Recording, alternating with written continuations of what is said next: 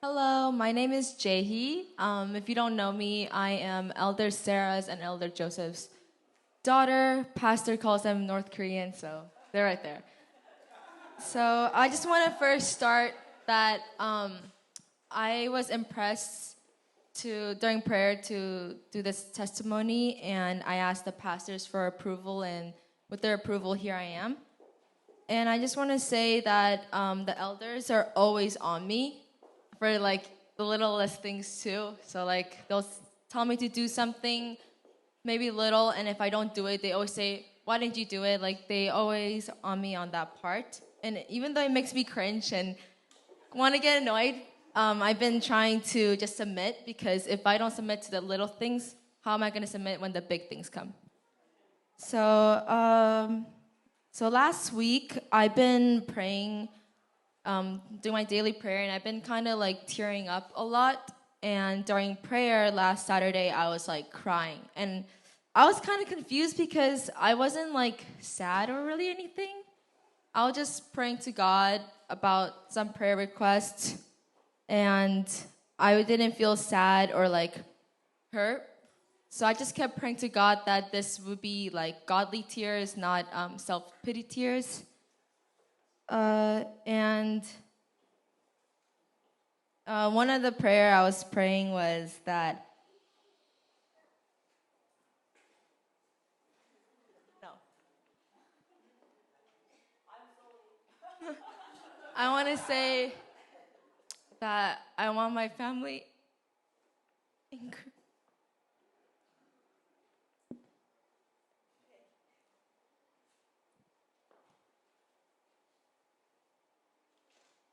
I want my family in Korea to be safe.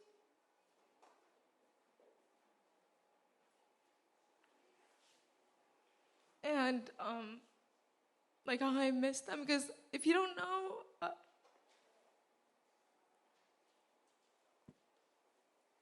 I moved here when I was. Okay, wait, hold on.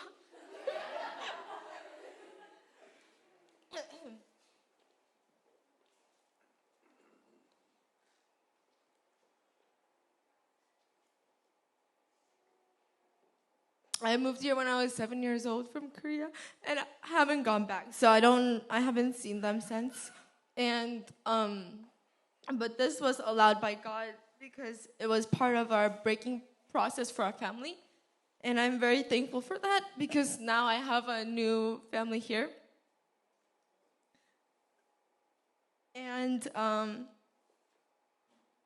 that was Saturday. I was crying about kind of that reason, and I just felt really like thankful. And last Sunday when I was praying, I was crying again, and I kept crying because I felt very thankful. I felt thankful to God and the pastors, and I could really feel like God's love from the pastors, like the unconditional love.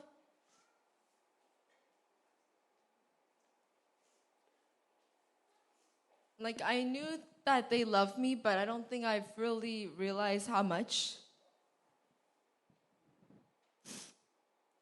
They were the forerunners for our church, and Pastor Kim Young-do was the forerunner for the whole Fire God ministry but the church here, they were the forerunners, like Pastor said on band about Joseph being the forerunner for his family. The pastors were the forerunners for this church, and they did a lot. And because of what they did, we are here today, and we could tap into what they have done, and it's easier for us now. Pastors constantly showed me unconditional love, and it's not dependent on how well we're doing. They like discipline us because they want us to ultimately make the right choice and make it to heaven and go and do the will of God, right? And that was the main reason I was like keep crying during Sunday. And then I went to pastor's room, and I was like, "Oh, thank you." And I was like, I had tears coming down, but I didn't really I didn't feel sad. I just felt very like thankful for everything.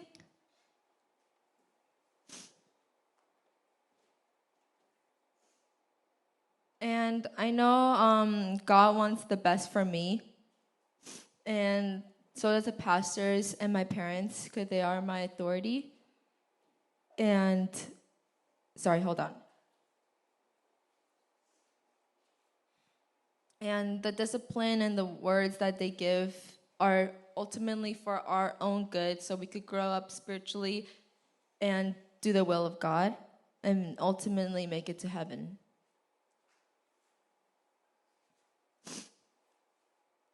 So I'll give an example that happened pretty recently of how, like, a word I got or a correction that I got that I first didn't like. So in the past, I had some issues with boys.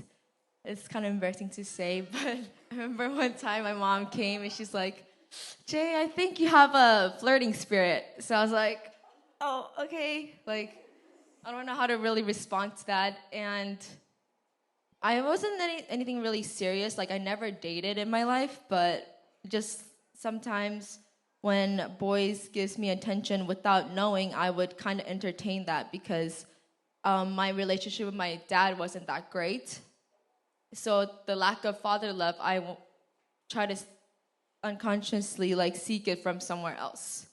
And last year we also got a word from pastor that that the root cause of that issue is because of the lack of connection I had with my dad, Elder Joseph.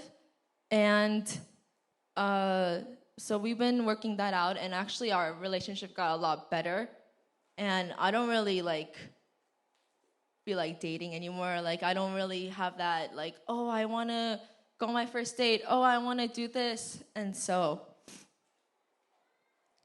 I am still working on that. I'm still being conscious, like, oh, am I going back to my old ways? I just constantly check myself because I don't want to go back to that, right?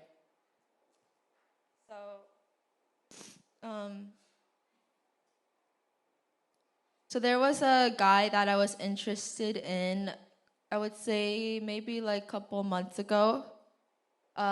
He was also Korean, like he speak Korean and English, so that was nice. I had that connection, and I thought about maybe I could, like, I was interested, so maybe I had that thought maybe I could date him. So I told my parents about him, and they let me hang out with him.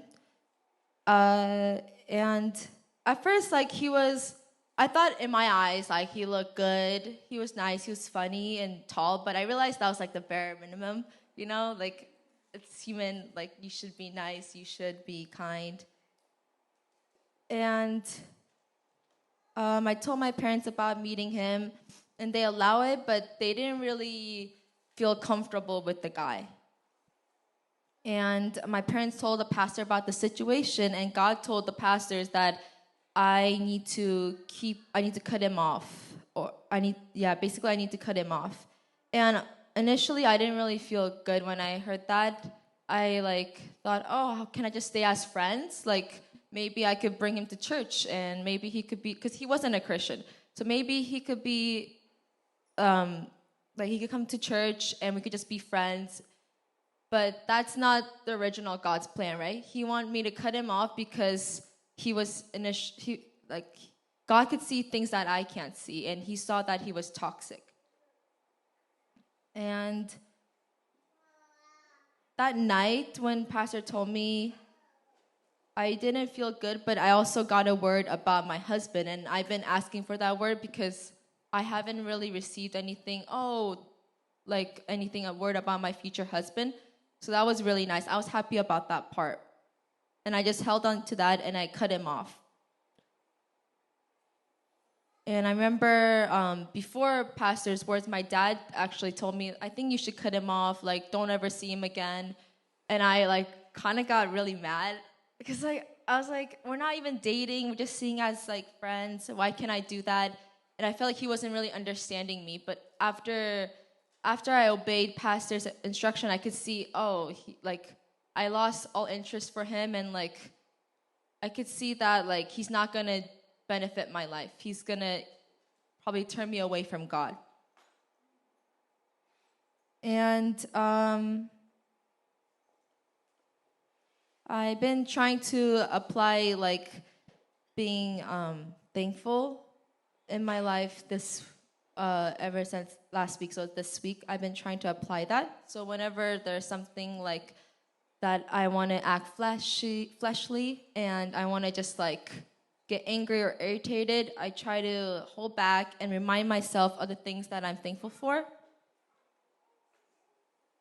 And now I could like flow much better with my parents. Like I'm a pretty stubborn person, and so is Elder Joseph. And I think I got it from him. Like, not to point fingers, but I could kind of see where I could get it from. So when we clash, we're both like, we don't really, like, I should submit, but I don't submit sometimes too in the past. So, for example, I had a miscommunication issue with my dad actually yesterday. And I felt a bit upset because Elder Joseph was correcting me on something, and he was right. I should have done the thing that he told me to do, but I just waited last minute.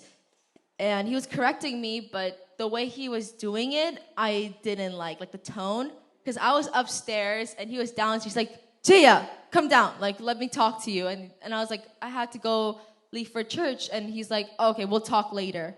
And that kind of like scared me, and like I was kind of like irritated.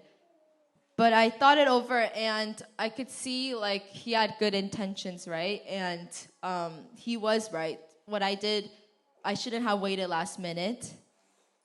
And I think it's just because he's a traditional Korean style, so he doesn't mean it to come off that way, but you know, just like the, if you know, you know. But like like the, you know, if you want to get corrected, you kind of might want to hear like, oh, like in a nice way. But if they say it in that way, most of the time you won't really feel the urge to be corrected or change because it doesn't feel serious.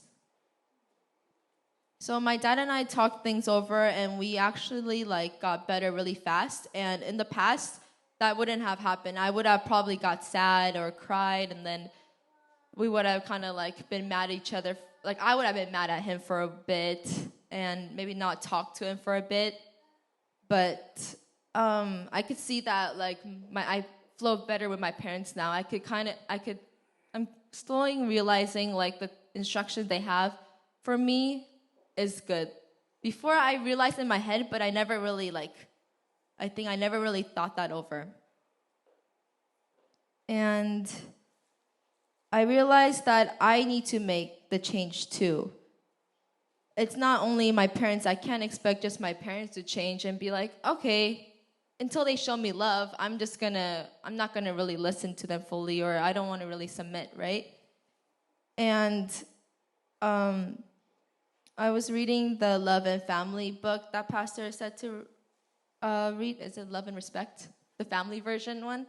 And it was saying that how like children need to respect their parents, and then the parents will love their children. It's like a cycle. And if it's the opposite of that cycle is children are disrespectful for their parents, and the parents don't show love.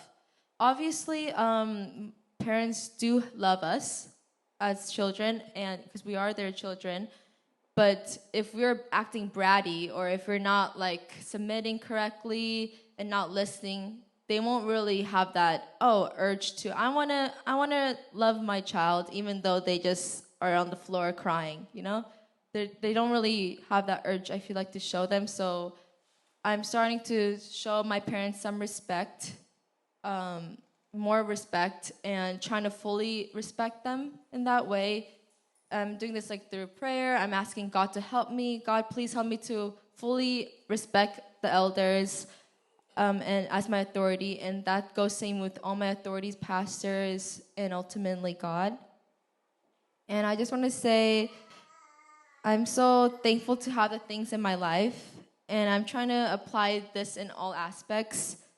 I know what my authority is.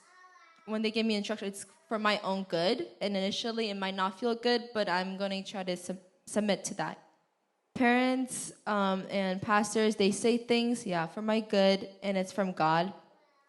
And I'm thankful for this life that God has given me. Amen.